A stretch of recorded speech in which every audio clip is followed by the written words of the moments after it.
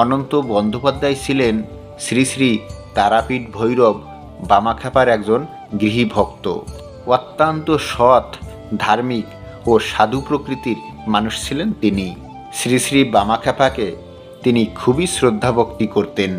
খ্যাপা বাবাও অনন্তবাবুকে খুবই স্নেহ করতেন।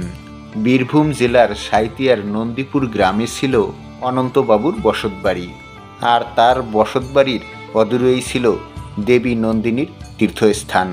পীঠ নির্ণয় তন্ত্র মতে দেবীর এই তীর্থস্থান হল 51 সতীপীঠের একটি পীঠ। এখানে দেবী সতীর কণ্ঠের হার পতিত হয়েছিল। শ্রী শ্রী বামাখ্যাপা কখনো কখনো দেবী নন্দিনীকে দর্শন করতে সাঁইথিয়াতে আসতেন। এলে তিনি অনন্ত বন্দ্যোপাধ্যায়ের গৃহে পদধূলি দিতেন। একবার যথারীতি বাবা দেবী নন্দিনীকে দর্শন করে অনন্ত বন্দ্যোপাধ্যায়ের গৃহে এলেন। বহুদিন পর বাবাকে কাছে পেয়ে অনন্ত বন্দ্যোপাধ্যায় ও তার পরিবার সানন্দে বাবাকে বরণ করে বাবার সেবায় রত হলেন। দেখতে দেখতে দুপুর গড়িয়ে বিকেল হয়ে এলো।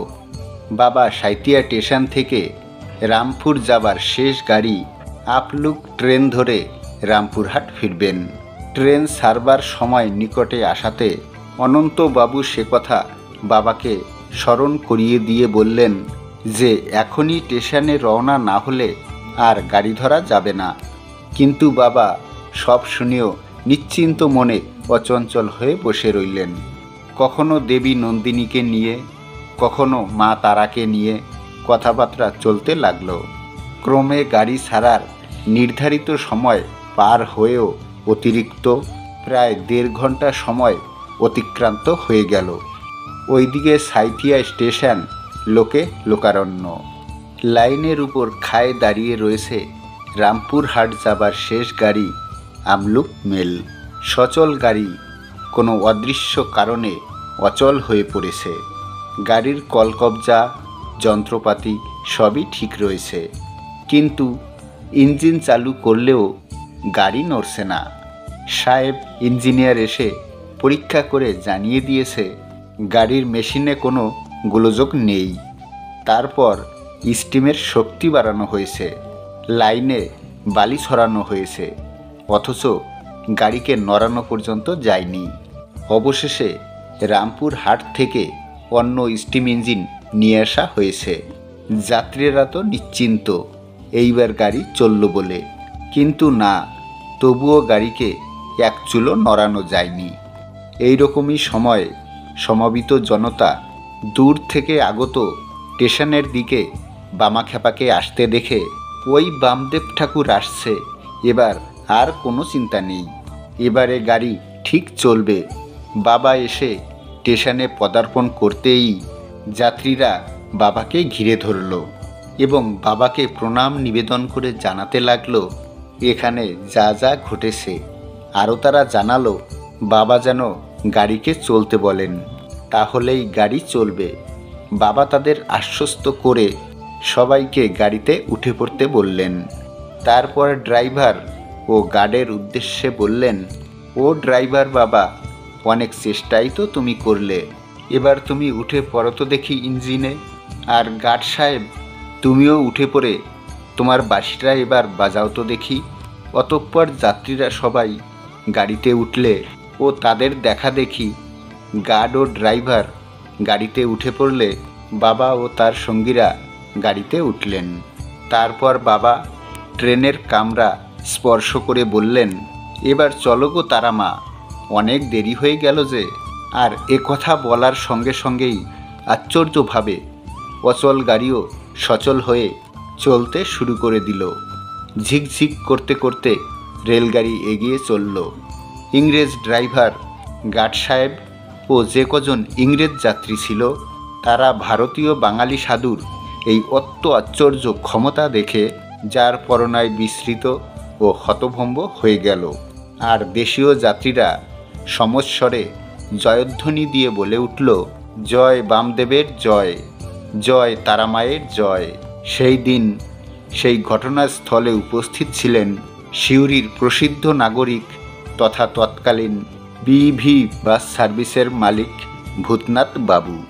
তিনি সমস্ত ঘটনাটি নিজের চোখে প্রত্যক্ষ করেন এবং তা বাংলার স্বনামধন্য কবি কুমোদরঞ্জন মল্লিককে বলেন। সব শুনে কবি কুমোদরঞ্জন একটি কবিতা লেখেন। তাহলে চলুন বন্ধুরা, সেই কবিতাটি আমরা এখন শুনি। কবিতার নাম ট্রেন আটক, কবি কুমোদরঞ্জন মল্লিক। বড় গোলমাল চলে হাকডাক, আজি সাঁইতিয়া স্টেশনে লুপমেল এসে দাঁড়াইয়া আছে। হুইসেল দেয় ক্ষণে ক্ষণে, শুধু অবিরাম চলে টেলিগ্রাম। ভিতরে বাইরে কি তাড়াতাড়ি, ড্রাইভার করে শতেক চেষ্টা, তবু কিছুতেই নড়ে না গাড়ি। তবু স্টেশনের লোকেরা বলিছে, করক মিনিট সবুর তবে, বামাখ্যাপা এই ট্রেনে যাবেন, এই ট্রেনে তাহাকে যেতেই হবে। গোরাগার্ড রাগে করে গড়গড়, উড়াইছে নীল নিশান জোরে। সিটির উপর সিটি দেয় খালি, ট্রেনের চাকা যে ঘুরেও না ঘুরে। নতুন একটা ইঞ্জিন লাগি তার করা হলো রামপুর হাটে। নরে নাকো গাড়ি একই ঝক মারি, কথা রটে গেল হাটেও মাঠে। দেখিতে আসিছে ছুটে যত লোক, ভিতরে বাহিরে লোকের সারি। কত প্রাণপণ চেষ্টা চলছে, তবুও কেন ক্রমে চলে না গাড়ি। কিছুক্ষণ পর সাধু আসিলেন, বসিলেন গিয়া গাড়িতে।